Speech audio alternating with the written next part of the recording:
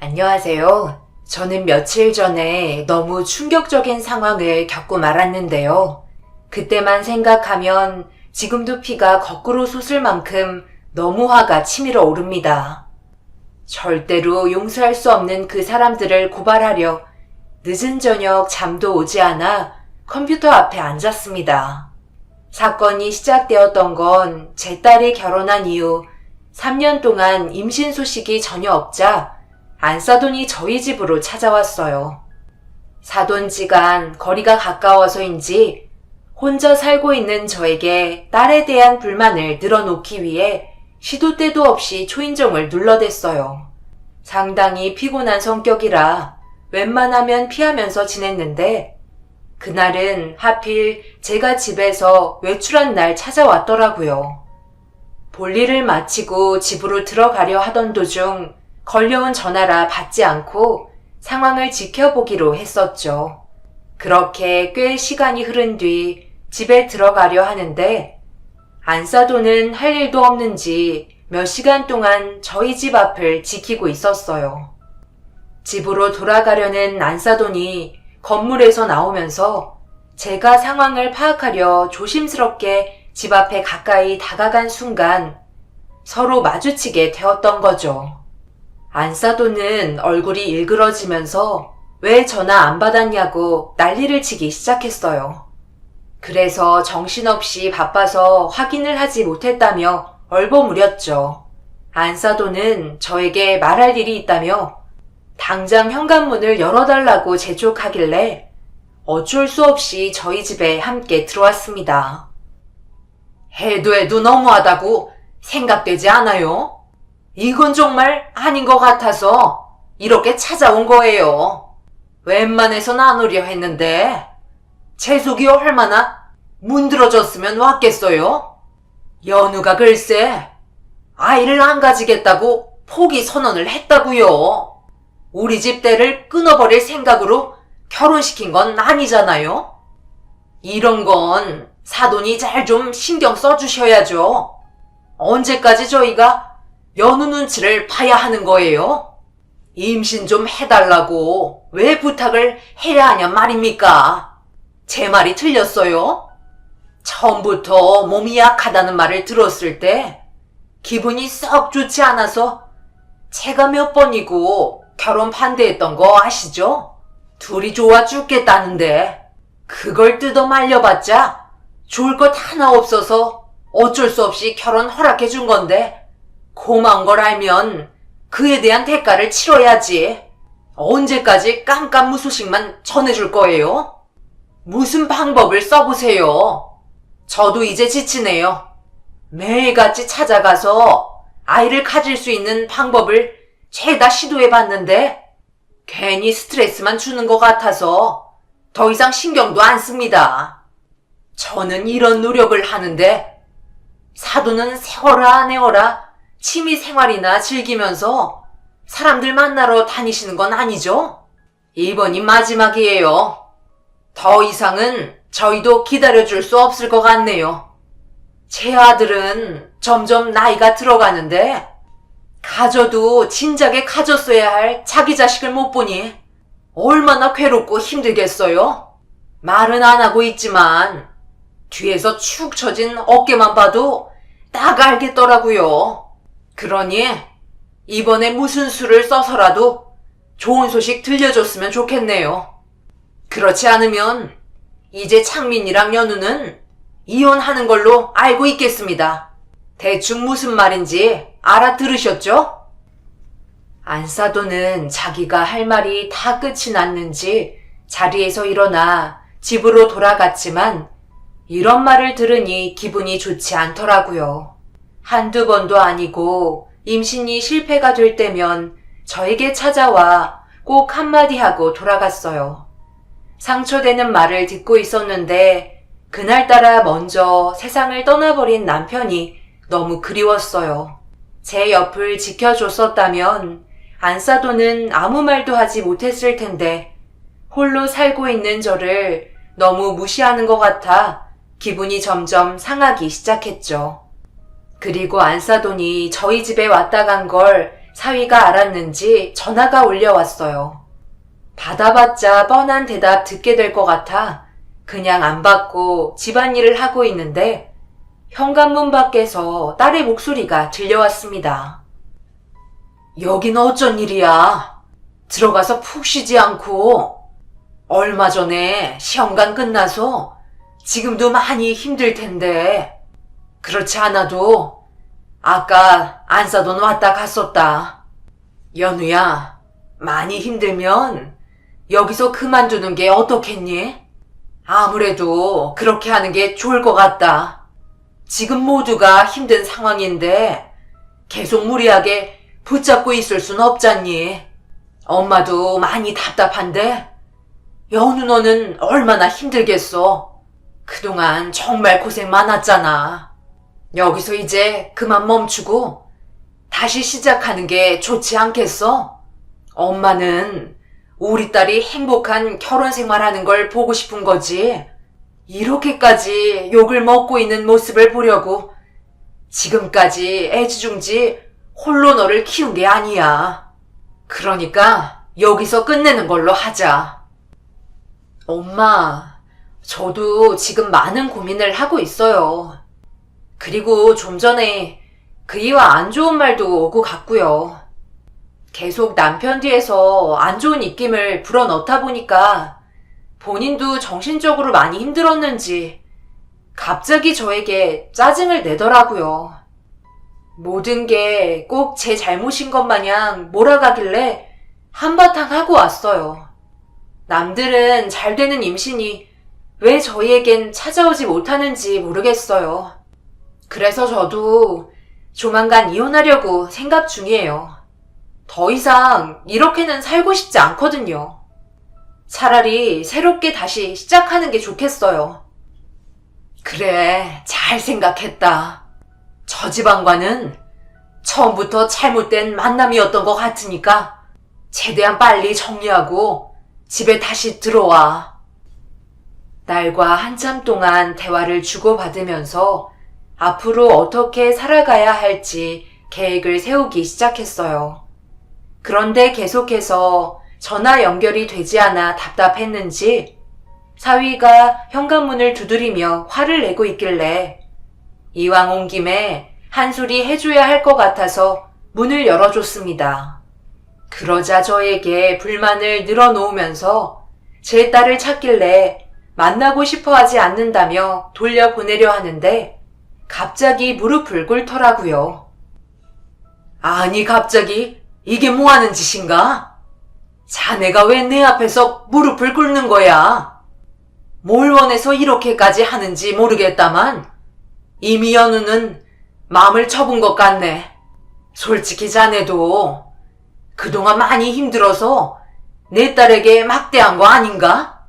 날이 가면 갈수록 서로의 마음이 점점 닫혀가는데 시간을 끌어봤자 뭐하겠나? 내 생각도 이대로 끝내는 게 맞는다고 생각하네. 장모님, 연우한테 무슨 말을 어디까지 들으셨는지 모르겠지만 저는 처음이나 지금이나 제 마음 전혀 변하지 않았어요. 제가 어디 가서 연우 같은 여자를 만납니까?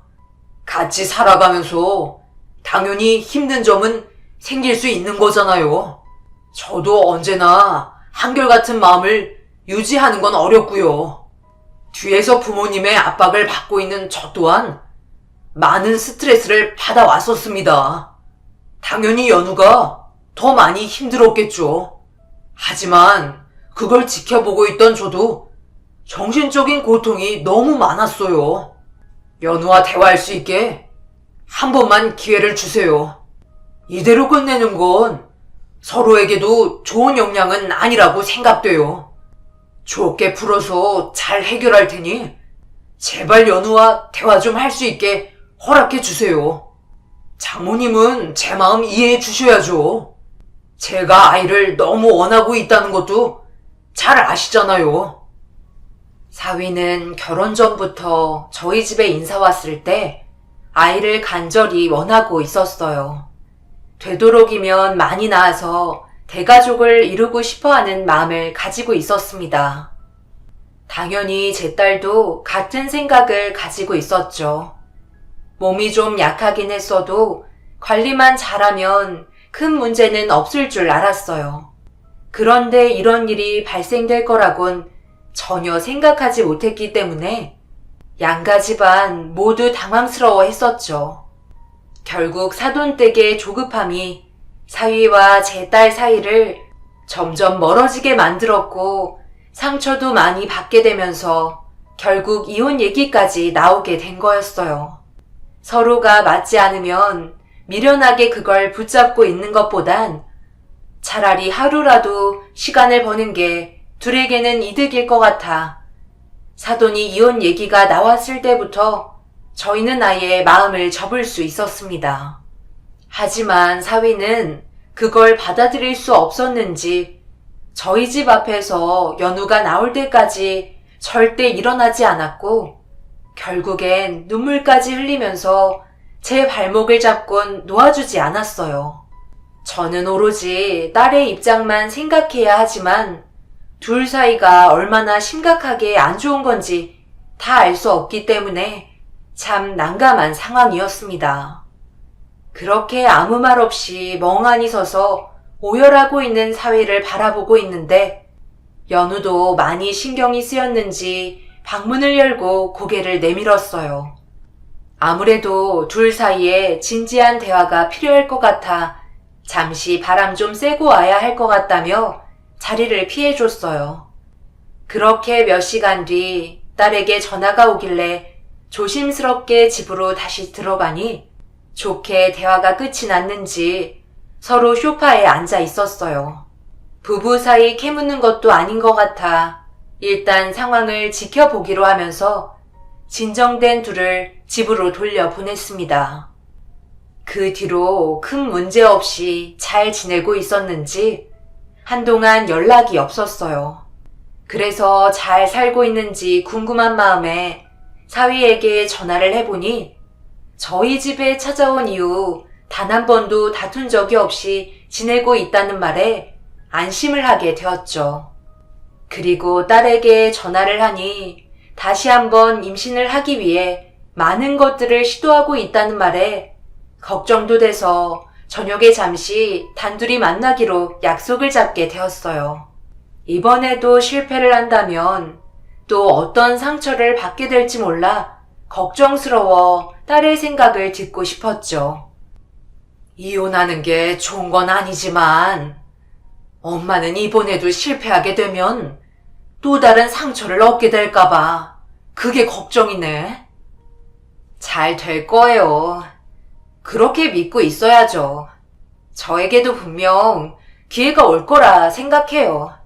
엄마, 너무 걱정하지 마요. 그건 그때 가서 생각하는 게 좋겠어요. 시어머니가 어떻게 나오든 일단 지금 당장 임신이 될지 안 될지부터 걱정인걸요. 그래, 네가 잘 해나갈 거라 믿고 있지만 몸이 상하면 아무 소용없는 거야. 그나저나 지금은 전혀 아무 일 없는 거야? 네, 김서방이 예전보다 더 잘해줘요. 그리고 제가 건강할 수 있게 옆에서 많이 신경 써주니까 너무 걱정 안 하셔도 돼요. 딸의 얼굴만 봐도 어떤 상황인지 대충 알 수 있을 정도로 감정 기복이 심한 딸인데 그날 봤을 때는 큰 문제 없이 사위와 잘 지내고 있는 것 같아 보였어요. 그렇게 한참 대화를 하던 도중 사위가 직접 연우를 데리러 카페까지 찾아왔고 둘이 집으로 들어가는 모습을 바라본 뒤 저도 집으로 가기 위해 움직였는데 안사돈이 누군가와 밤길을 걷고 있더라고요. 등치를 봤을 때 사돈 어른이 아니라서 뭔가 싶어 뒤를 조용히 밟게 되었고 그렇게 도착한 곳은 어느 한 호프집이었습니다. 남의 가정사에 참견하는 건 아니지만 배우자가 아닌 다른 남자의 팔짱을 끼고 있는 걸 봤을 때 그건 분명 바람 피우는 거라 생각했었죠. 그래서 일단 확실한 게 좋을 것 같아 조심히 호프집을 들어간 뒤 최대한 가까운 곳에 자리를 잡고 귀를 기울였습니다. 잘 좀 골라줘 봐요. 내가 이런 부탁 한 적이 있었어요? 우리 집 양반 모르게 진행하는 거니? 최대한 조심해서 움직여주세요. 그건 걱정하지 않으셔도 되는데요. 벌써부터 알아보시게요. 제가 알기론 아드님 나이가 많은 편은 아니잖아요. 좋은 여자 또 찾아오겠죠. 무작정 자리를 맡는다고 해서 성사되는 것도 아니고, 제가 알고 있는 여자들은 거의 30대 후반에서 40대가 넘어가요. 차라리 결혼정보 회사 같은데 알아보시죠. 그쪽이 여자들의 조건이 더 좋지 않을까요? 거기 있는 여자들 머리만 컸지 실속은 전혀 없잖아요. 돈만 밝히는 여자들 뭐가 좋다고 데리고 살아요? 내가 아무리 생각해봐도 북쪽 여자가 제일 좋다니까. 남자한테 깍듯하고 거기에다 자식들도 순풍순풍 날 것처럼 생겨서 악바리 근성이 있잖아요. 남쪽으로 내려오려면 자기 목숨을 담보로 뛰어들어야 하는 건데 정신력이 얼마나 강하겠어요? 거기에다 한국 문화는 거의 모르니 데리고 살기에도 딱 좋고 이만한 며느리감은 없을 것 같아서 이렇게 부탁하는 거예요. 그럼 일단 이혼 확인되는 즉시 연락 주세요. 서류상 문제가 있으면 저희도 회사에 문제가 생기거든요. 일단 괜찮은 분들 몇 분 만나보셔야 하니까 성금은 내일까지 입금해 주시고요. 아마 딱 봤을 때부터 마음에 드실 거예요. 둘이 바람을 피우는 현장을 목격한 줄 알았는데 전혀 생각하지 못했던 반전 상황을 겪게 되면서 몸이 바들바들 떨리기 시작했어요. 말도 안 되는 안사돈의 계획에 핸드폰에 있던 녹음기를 켠 상태로 둘이 자리에서 일어날 때까지 그 자리를 지키고 있었습니다. 그렇게 대화가 끝이 나고 안사돈과 의문의 남자가 서로 갈라서자마자 뒤를 따라가 안사돈의 어깨를 붙잡았어요. 깜짝 놀랐는지 저를 보더니 급하게 주위를 살피기 시작했어요. 아마 함께 있었던 남자가 주위에 있는지 확인하는 것 같았습니다. 제가 아무 말 없이 안사돈을 쳐다보니 자기가 뭘 잘못하고 있는지 알고 있는 듯 시선을 회피하길래 아무렇지도 않은 척 뭐하고 있었냐고 물어보니 동네에서 그냥 아는 사람을 만나고 방금 헤어진 거라는 어처구니 없는 답변으로 돌아오더라고요. 화를 가라앉힐 수 없는 상황이었어요. 제 딸을 놔두고 다른 생각을 하고 있었다는 건 이미 마음을 접은 상태라는 걸 알 수 있었죠. 그래서 조용한 곳으로 데려가 대화를 이어나가기 시작했어요. 처음엔 화들짝 놀라면서 잘못 봤다고 얘기했으나 핸드폰을 꺼내 녹음된 내용을 들려주자 화들짝 놀라면서 살려달라고 핸드폰을 뺏으려 들길래 안사돈을 밀친 뒤 난리를 치고 말았네요. 아니, 진정 좀 하고 내 말 좀 들어봐요. 언제까지 우리도 마냥 기다릴 수는 없는 거잖아. 녹음된 내용에도 나와 있네. 이혼하고 난 뒤에 진행될 일이라니까. 벌써부터 걱정하지 않아도 되는 내용이에요. 연우한테 말 못 들었어요? 이번에도 임신이 안 되면 둘이 갈라서기로 했어요. 마지막이다 생각하고 많은 것들을 동원해 노력하고 있는 중이라고요. 뭐라고요? 저한테는 그런 말 한 적 없는데요. 그렇다고 벌써부터 이런 일을 꾸며요? 이런 건 이혼하고 나서 해도 되는 거 아닌가요? 저는 지금의 상황 그냥 넘어갈 수 없을 것 같습니다. 내 딸이 버젓이 며느리 노릇하고 있는데 뒤에서 이런 짓을 벌이면 누가 좋아하겠어요? 차라리 그냥 내일 바로 이혼 처리하는 게 좋을 것 같네요. 그리고 이 문제는 둘 사이에도 상처를 준다는 거 몰라요? 알죠. 알아요. 그러니까 비밀로 해달라는 거잖아요. 제가 생각이 짧았습니다. 아직 진행된 건 전혀 없으니 나중에 내 아들과 연우가 이혼하면 그때 알아보든지 할게요. 그런데 사돈, 저도 얼마나 답답했으면 이렇게까지 하겠습니까? 생각을 좀 해보세요. 3년 동안 무소식이었어요. 저도 연우가 임신을 할 수 있게 최선을 다해 뒤에서 도왔다고요. 그런데 계속 안 좋은 소식만 가져오니 얼마나 속이 끓겠어요? 저번에도 제가 이혼시키겠다고 한 말은 그냥 답답해서 그렇게 말한 거예요. 같은 부모 입장이면 이해해 주실 수 있잖아요. 부탁드릴게요. 이번 딱 한 번만 눈 감아주세요. 글쎄요. 모르는 사람한테 제 딸과 알지 못하는 여자와 비교를 너무 하셔서 지금은 화가 풀리지 않네요.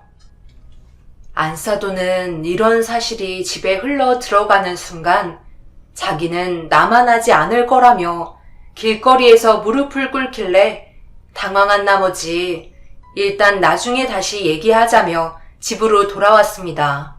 안사돈의 마음 이해 못하는 건 아니지만 모든 건 절차가 있는 법인데 그걸 전부 무시하고 혼자 독단적인 선택을 했다는 거에 너무 화가 치밀어 올랐어요. 그날 잠 한숨 못 자고 이 상황을 어떻게 처리해야 할지 많은 고민을 하게 되었습니다. 분명 둘 사이는 안 좋게 끝나게 될 거라는 건 확실했으니까요.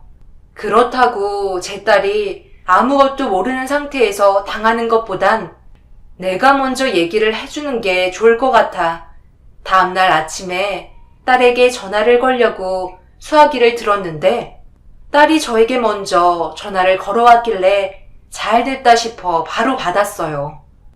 그리고 말도 안 되는 말을 듣고 말았습니다. 딸이 그토록 바라던 임신을 하게 되었던 거죠. 분명 좋아해야 하는데 전날의 충격적인 일들이 아직도 가시지 않아 딸이 원하는 반응을 해줄 수가 없었어요. 아무것도 모르고 있는 딸이 너무 불쌍하기만 해서 눈물만 흘렸습니다.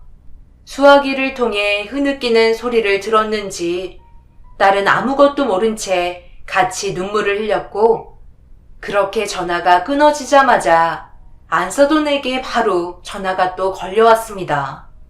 분명 사위에게 제 딸이 임신했다는 소식을 듣게 됐는지 사태를 수습하기 위해 전화를 한 것 같아 일단 받아봤습니다. 안사돈은 눈물을 흘리면서 저에게 자신이 한 행동에 대해 충분히 뉘우치고 있으니 전날의 일들은 전부 잊어주기를 바라고 있었어요. 그 말을 듣고 있는데 아무 말도 할 수가 없었습니다. 사돈, 연우가 임신했다는 소식 들었죠? 저도 아침부터 창민이한테 전화 와서 받자마자 엄청 놀랐다니까요. 저희가 얼마나 바라던 아이였어요. 그래서 이번 기회에 출산할 때까지 우리 집에 와서 붙어 있으라고 얘기했어요. 그렇게 해도 되죠? 어제 일은 제가 정말 죄송해요. 오늘 기분 좋은 날인데 설마 연우한테 얘기하실 건 아니죠? 제가 그동안 못한 것도 있고 그래서 저희 집에서 푹 쉬면서 몸 관리 받으라고 얘기했어요. 어렵게 얻은 만큼 정성을 쏟아야죠. 그냥 연우는 본인 집에 놔두는 게 좋지 않을까요? 그건 사돈 생각이시지. 연우는 그렇지 않을 거예요. 사돈 집에 들어가서 두 벌 뻗고 편히 지낼 수 있을 것 같아요? 눈치 보여서 절대 그렇게 못합니다. 그리고 저는 아직 사돈을 용서해 준 게 아니에요. 제 딸에게 조금이라도 문제가 생긴다면 녹음해 두었던 내용은 바로 밝히겠습니다. 그러니 항상 조심하셨으면 좋겠어요. 안사돈은 제 딸이 임신했다는 소식을 듣곤 좋은 기회라고 생각했는지 전날에 있었던 상황에 대해 잊어주길 바라고 있었어요. 그런 모습이 너무 가식처럼 느껴졌고 용서해주기에는 선을 넘었었기 때문에 묵묵히 지켜만 보고 있었습니다. 딸이 임신만 안 했어도 바로 드러날 진실이 묻힌 게 찝찝했지만 일단 임신한 딸의 몸이 우선이라 전날에 안 좋았던 상황은 결국 넘기게 되었어요. 그렇게 다음날 딸에게 연락을 한 뒤에 어떤 상태인지 궁금하기도 해서 집에 잠시 들렸는데 짐을 싸고 있더라고요. 뭐 하는 거냐 물어보니 사돈집에 들어가려고 준비를 하고 있다며 정신없이 움직이고 있었습니다. 엄마의 입장에서 당연히 말려야 하는 상황인 것 같아 대화 좀 하자며 잠시 거실로 불러 사돈댁에 들어간 이후 불편해질 문제점들에 대해 천천히 설명을 해주었어요. 저는 전적으로 딸의 편이기 때문에 힘들어지는 건 보고 싶지 않았거든요. 그런데 안사돈이 데리러 오기로 했는지 현관문을 열고 밝은 얼굴을 하면서 들어오길래 인상을 쓰고 말았습니다. 사부인도 연우 걱정이 돼서 찾아오셨구나. 어제 하루 종일 통화하고 결정했어요. 저희 집에서 지내기로요. 뭘 생각하고 있는지 알겠는데요. 걱정하지 마세요. 연우가 조금이라도 불편한 게 있다면 바로 집으로 돌려보낼 테니까요. 엄마, 너무 걱정하지 마세요. 어머님이 잘해주신대요. 그리고 그이 회사가 시댁이랑도 가까워서 좋은 점도 많아요. 안 된다. 아무리 그래도 그건 안 돼. 여기서 지내는 게 뭐가 부족해서 사돈댁에 들어간다는 거야? 절대 반대하니까 여기서 지내라. 그리고 굳이 사돈이 안 봐줘도 되는 거 아니에요? 제가 옆에 있어주는 게 훨씬 더 편할 것 같은데요. 연우야, 엄마가 곁에 있어줄 테니 사돈댁에 가지 말고 여기서 편하게 지내라. 조금이라도 스트레스 받는 건 원치 않아. 너희 집이 아파트도 아니고 주택에 마당까지 있는데 뭐하러 간다는 거야? 그리고 사돈어른도 말은 안 하셨겠지만 분명 불편해 하실 거라고. 이번엔 제가 양보할 수 없을 것 같네요. 절대 안 되니까 그렇게 알고 계세요. 이건 제 딸을 배려해 주는 게 아닙니다. 제가 열을 내면서 화를 내기 시작하자 안사돈과 연우는 당황했는지 아무 말도 못하고 그저 멍하니 쳐다보고만 있길래 다시 한번 강하게 쐐기를 박았어요. 안사돈은 강하게 나오는 저를 보곤 결국 알겠다며 두 손을 들은 뒤 자리에서 일어나 집으로 돌아갔습니다. 딸은 제가 언성을 높이며 흥분하는 모습을 처음 봐서 그런지 많이 놀란 표정을 보이고 있었어요. 그렇게 그날 하루는 딸의 집에서 청소며 음식들을 전부 준비해 준 뒤 집으로 돌아왔습니다. 오랜 시간 있어봤자 딸도 불편한 게 많을 수 있기 때문에 자유롭게 쉴 수 있도록 할 것만 하고 집으로 돌아왔어요. 그 뒤로 매일 집에 찾아가지 않고 며칠에 한 번씩 가끔 집에 들러 필요한 부분만 채워주고 왔어요. 딸도 시간이 지나면 지날수록 심적으로도 많이 안정이 되고 편했는지 제가 생각한 방법이 맞는 것 같다며 좋아해 주었어요. 하지만 문제는 제가 없는 시간대에 안사돈이 찾아온다는 거였죠. 사람 정말 귀찮게 하는 안사돈의 행동들이 너무 마음에 들지 않았고 딸에게 대충 물어보니 그냥 집에 와서 매일 아들이었으면 좋겠다는 말만 하고 간다며 또 다른 욕심을 부리고 있었습니다. 아들이건 딸이건 임신을 했다는 자체에 감사를 해야 하는데 한 발 더 나아가 아들을 바라고 있는 안사돈의 행동에 기분이 별로 좋지 않았어요. 그동안 꽤 많이 긴장하고 있는 상태여서 그랬는지 감기 몸살이 걸린 것 같아 딸에게 옮기지 않기 위해 다 낳고 집에 찾아가기로 했어요. 그렇게 며칠 동안 고생을 하며 병원에서 받은 약을 먹고 쉬는데 생각보다 쉽게 떨어지지 않더라고요. 결국 정신을 차리지 못할 정도로 심각해져 버린 감기 때문에 거의 움직이지도 못하고 누워만 있었어요. 그런데 문자가 오는 소리가 들려 힘겹게 핸드폰을 켠 뒤 확인을 해보니 딸에게 온 문자였어요. 내용을 읽어보는데 이상한 문자길래 뭔가 싶어 몇 분 동안 뚫어지게 쳐다보고 있었습니다. 그리고 사진 한 장을 보낸 후 더 이상 문자가 오지 않았어요. 사돈이 갑자기 포크레인을 불러 뒷마당의 땅을 파기 시작했는데 왜 파는지 이유를 알려주지 않고 있다며 현장 사진 한 장을 보내준 거였어요. 웬만해선 땅을 팔 이유가 없어 안사돈에게 전화를 걸어봤지만 받지 않았습니다. 그리고 다시 딸에게 전화를 하니 역시 받지 않았죠. 결국 불안한 마음 때문에 힘겹게 몸을 일으킨 뒤 딸의 집으로 가기 위해 택시를 잡았습니다. 평소 같았으면 급하게 준비해서 갈 수 있었지만 워낙 몸이 심할 때 움직이게 된 거라 상당한 시간이 걸리고 말았습니다. 그렇게 도착을 해서 딸의 집으로 들어갔는데 거실에는 안사돈과 사위가 웃고 떠들며 TV를 보고 있었어요. 제가 왔는지도 모르고 TV에 정신 팔려 있길래 연우는 어디 갔냐고 소리치며 물어보자 그제서야 저를 확인했는지 화들짝 놀라면서 당황해하는 안사돈을 발견했고 제가 모르는 또 다른 일이 벌어진 것 같아 다시 한번 소리치면서 연우를 찾았습니다. 아니, 여기는 어쩐 일이세요? 분명 감기 몸살이 심해서 당분간 오기 힘들다고 하더니 연우가 걱정돼서 힘든 몸인데도 오셨구나. 제 딸 어디 갔어요? 왜 불러도 대답이 없는 거죠? 이봐 김서방, 연우 어디 갔나? 왜 사돈 뒤에 숨어서 죄 지은 사람처럼 그러고 있는 거야? 빨리 대답 안 해?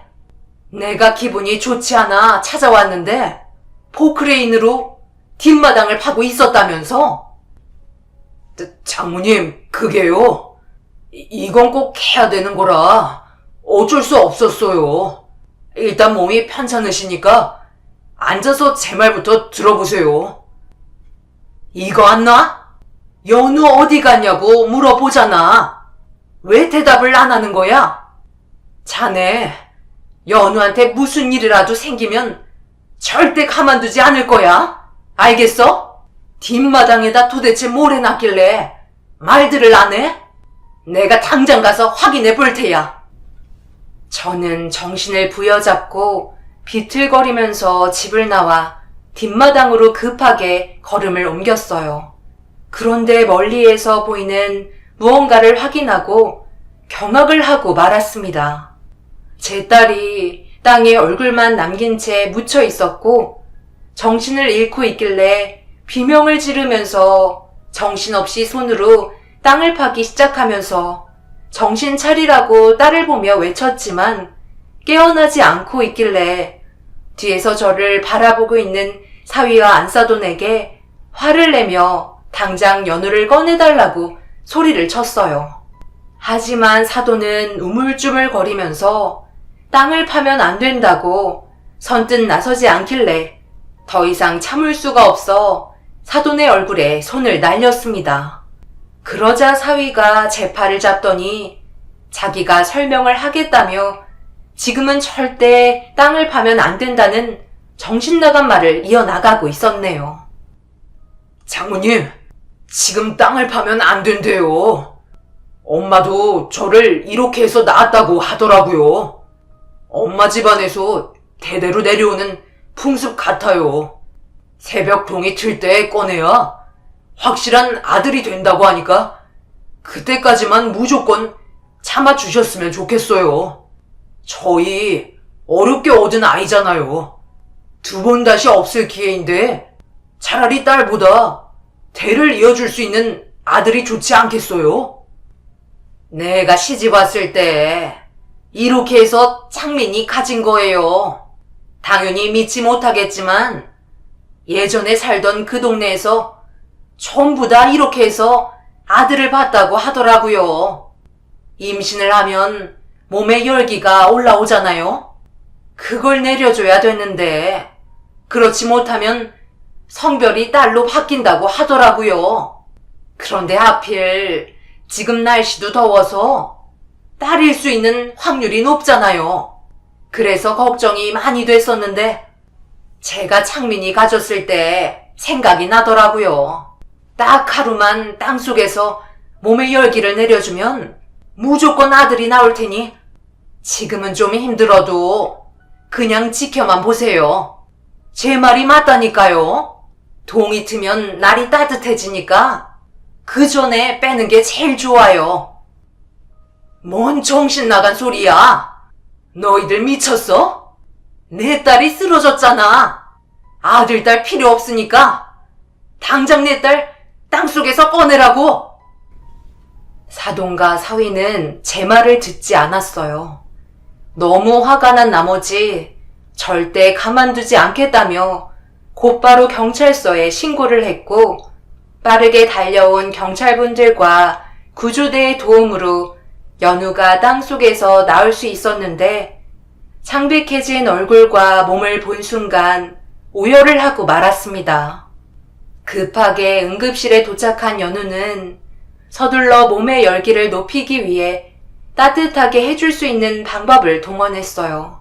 천만다행히도 금세 회복이 되었지만 문제는 뱃속에 있는 아이였습니다. 갑자기 급격하게 떨어진 체온과 순간적으로 변하게 된 상황으로 인해 몸이 약했던 딸의 뱃속에 있던 아이는 버티지 못하고 결국 유산을 하고 말았습니다. 그토록 원했던 아이를 생각 없는 사돈의 행동으로 인해 돌이킬 수 없는 결과를 가져오게 되었고 더 이상은 참을 수 없었어요. 그래서 조사를 받고 있는 경찰서로 찾아가 사돈의 머리채를 잡고 난리를 치면서 딸이 유산했다는 소식을 알려주었습니다. 너희들 때문에 내 딸이 유산했다고? 누가 그런 정신나간 행동을 요즘에 하냐고? 이제 어떡할 거야? 연우가 유산을 했다고요? 그럴 리가 없는데. 분명 내가 했던 방법과 똑같이 했는데 어떻게 이런 일이... 장모님, 일단 진정하세요. 이렇게 난리 치셔봤자 좋아질 것 하나 없어요. 아이야, 나중에 또 가지면 되는 거죠.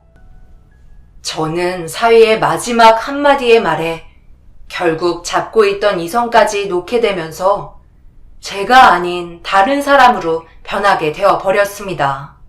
그렇게 정신을 차려보니 사위는 비명을 지르면서 중요한 부위를 부여잡고 바닥을 뒹굴고 있었습니다.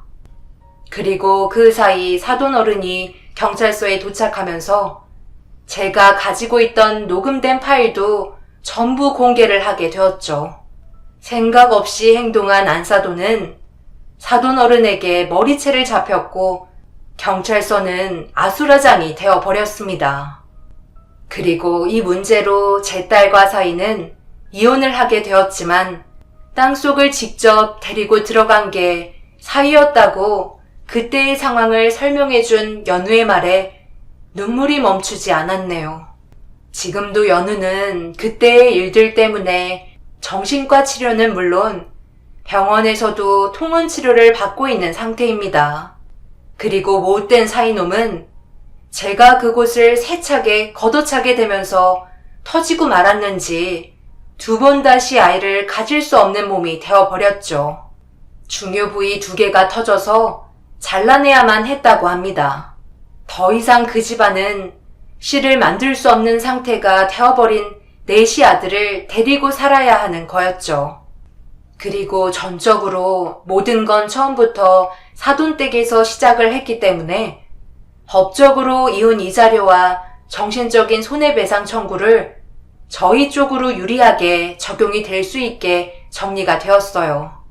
사돈댁의 무모한 짓 때문에 아이까지 잃었고 하마터면 제 딸까지 위험해질 수도 있었으니까요. 그래서 저는 지금도 그 사람들을 절대로 용서해 줄 수가 없어요. 그때 당시 뒷마당에 얼굴만 나온 채 몸이 묻혀있던 제 딸이 얼마나 힘들었을지 생각만 하면 지금도 속이 뒤집힐 정도로 화가 치밀어 오릅니다. 여러분들께서는 제가 겪은 일에 대해 어떻게 생각하시는지 궁금합니다. 그리고 그 가족들을 더 처벌할 수 있는 방법이 있을지 의견도 듣고 싶어요. 마지막으로 저희 가족에게도 위로의 한마디 해주신다면 정말 감사하겠습니다. 지금도 많은 충격에 헤어나오지 못하는 제 딸이 너무 불쌍하기만 하네요. 제 사연 들어주신 분들, 오늘 하루도 정말 고생 많으셨습니다. 언제나 행복하시고 하시는 일 뭐든지 잘 되시길 기원 드리겠습니다. 감사합니다.